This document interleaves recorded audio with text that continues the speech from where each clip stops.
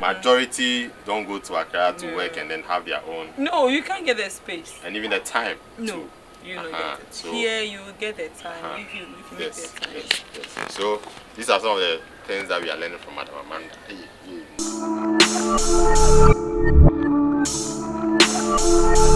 Now we're talking about accommodation. I realize that there's a lot of juice also that you can spill over there. So let's go. How about the accommodation too? Here initially the cost was not high. When I came here, the cost of a room was not high as it is now. Now it's close to that of Cape Coast and then almost close to that of Accra because now the building materials have changed. The size of the rooms are changing. Previously, if they show you a single room, you would ask yourself, where would I put anything? They were small. And I went to one of the rooms and I was like, hey, I said it without thinking. I was like, hey, Anipada has it. And I think the landlord would actually use my head over. I was like, sorry. Because there was only one window, and the window was that of the bathroom size. Sure. On one side of the hall, and then that was the door. So I asked, no ventilation. And from my bed there, and the man was, oh, don't be a puno to her. Open the door. And I like, okay, and I just saw it. So and I saw the two when I knew there no wonder. And you know, being in Accra and being armed robbery conscious, Accra, you have to lock your doors. Accra security is very high. This is the first thing you have to think about anytime you enter your room. And here I realized that they were not security conscious. They just more or less like a community sort of thing. And it's very uncomfortable for someone who has moved from Accra. And you're not used to it. And they don't mind just coming to you. Don't mind just barging in, coming for stuff, taking your things. They don't mind. They find it's like once you are part of us here. But if you are also moving from somewhere to this place, you realize that no, you don't do that. You don't do that. So it's not easy adjusting to that kind of life. So the buildings here now is better. The first time I saw a shower, that day, you reminded me of something. That's fine. I think it was Priscilla and I that we said, Priscilla, Amanda, come. I've seen a house. I thought it was something like, no, the shower. The shower in the house. It's not something that was common. It's not something that it was common, and the way we put just turned it. You are virtually so happy. We were out like, hey, I have to get another one. No, they have to. You see, the thing is that this thing that you're doing is so that anybody who is traveling gets to know. It's something that you have to have learned. Sure. Because before then, the only places I've stayed, it was with family. Okay. Cape Coast was with family. Wosa region is with family. This is the only place I've stayed alone. Yes. After school is different, but this is the place I've stayed alone. So here, everything is up to you. You have to make the decisions yourself. You have to do everything yourself. But it's been interesting. With the housing issue, it's changing now. Here, it's changing now. Because this place is very nice. Yeah. Previously, here, they didn't place importance on sanitation. Okay. So their washrooms were very far from the house. Yeah. And I asked why, but it was everywhere. And I asked them, why do they build it so far away? And per their culture, they see it as a dirty place. Sure. So it's not supposed to be part of the main building. But you know, Accra, unless you are in Choco and there's where you have to travel, it's part. It's part. It has to be. It's a must. It's a must. It has to. You don't have to see that you've gone out. So unless of course a compound house.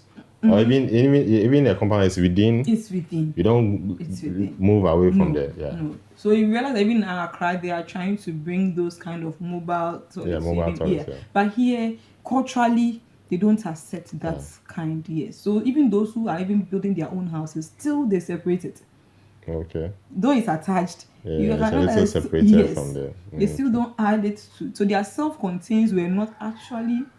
Self-contained that we know or we are used to from Accra and then those. So here it was not easy having to walk from your room at night to the. That's the part that gets me, because if it's in a room The moment you get up, you can go and do maybe your number one or number two. But the moment you have to move, and there's a distance.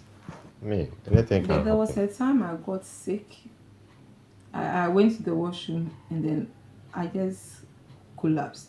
Okay, And I had to be there till someone came because it was very far from the room. Okay. So I was just there praying that God let someone let someone come. So Priscilla, I think she just woke up and was like, no, I've been out for a long time. Yeah. But if it was within, then mainly you hit the wall. Someone can easily, yes. So it's one of the issues that I've realized with this place. Well, I think so far it's good. So thank you. But again, is that something that, from all you said that it's cost effective when you're living here? Yes. So I think that is one positive thing that very positive. You highlighted on. One of the reasons why I think I stayed back. It's one of the reasons why I stayed back. Yeah. Because I realized that here I could save. Sure. I saved a lot. Okay. Here initially, because this was the first government posting I'd had. Yeah. So I saved a lot because here you spend less on food. The rent too is minimum. So if you are someone who really wants to do something in the future and you go outside Accra, you have to focus on that. Okay. Here, if you're really focused on that goal, you'll be able to achieve it here. If you are really focused on, you can save and do a lot here. Okay. That is one of the reasons why I haven't gone to Accra. People keep saying I should. My family members, yes. And they also tell you that there's a lot of opportunities. Yes, there's opportunity in Accra. But if going to Accra, if you don't have a huge capital base, that's because already, for my business ideas, there's already some going on in Accra. It's true. So to go and compete with them, you have to go with a certain level. Okay. If you go with less income, you will struggle. But here, even right from the beginning, once your product is good, you can still make someone. Yes. I'm not making over the top, but you still make something that you can do something substantive with it. Yes, it's something that is good about this place. It's really good. We will have to continue in your garden. Oh, okay. So viewers, join us. We are going to Madam. She has a guy. Hey, these are some of the perks when you are walking away from Accra. So we'll just go to the garden and then we'll take it from there. Thank you. Stick and stay. Coming, yeah. Mandy, yeah. All right. So like you were saying, we are in the garden now. So Amanda is going to take us around and tell us what she's been able to do here in Asinfosu. Okay, so it's a very small garden. It's my husband who started with our neighbors. Yes. The place was bare, so he decided to just do something. Okay. So this is the second one we've done. The first one we had beds for okra and all other vegetables. So this one currently we have cassava, plantain, we have garden eggs, we have pepper, tomatoes, we have cocoyam. You have cocoyam? Yes, we have. So it means you do contomé. Definitely there's cocoyam and then there's some there, yes. Okay. There's some over there. Okay. So we have basically I've seen, is it what you call it? Abedru? There are different names for it. Some people know it as Kantosi. Some know it as Abedru. I know only two. Okay. And there's an English, I've forgotten that one. It's turkey berries.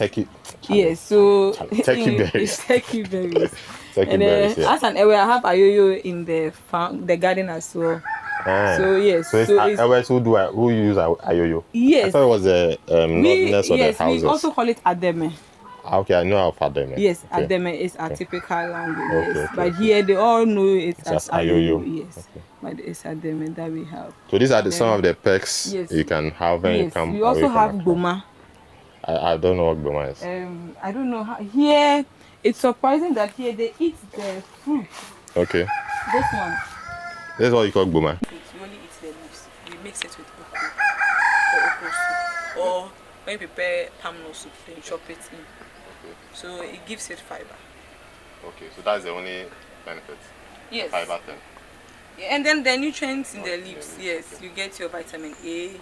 You also get your how do you call it? The other vitamins in it as well. It's fine. Yes. So cassava leaves too. We use the leaves for stew. for stew. Yes, the top parts, the very soft ones. I don't eat from anyway. So I use the cassava leaves and then I use the... And the only thing I used the cassava leaves for was for what do they call it? Mojedro. How would you say mojedro? As a blood tonic. I mix it with milk. Okay. That's what I do. I thought that is what they use the bedroom for. They blend it they use the with bedroom, milk. but the guy who helped me with it, he used the cassava leaves. Interesting. Alright, so again, this is what we are learning from Madam Amanda's work and travel experience. We are seeing that because the fact that she's left Accra, okay, we are not saying, this is not to say people in Accra don't have their own gardens. Yes, okay, some do. Let's state it well. Yes, but when you compare the numbers, majority don't go to Accra to work and then have their own. No, you can't get the space. And even the time. No, you don't get it. So, here you get the time if you make the time. Yes. So these are some of the things that we are learning from Madam Amanda. Alright, so I think we'll end it here. Okay, thank you for joining us. Again, this is the Gijo YouTube channel. This is where you get to share your work. Traveling experiences. You traveled before? Let's share.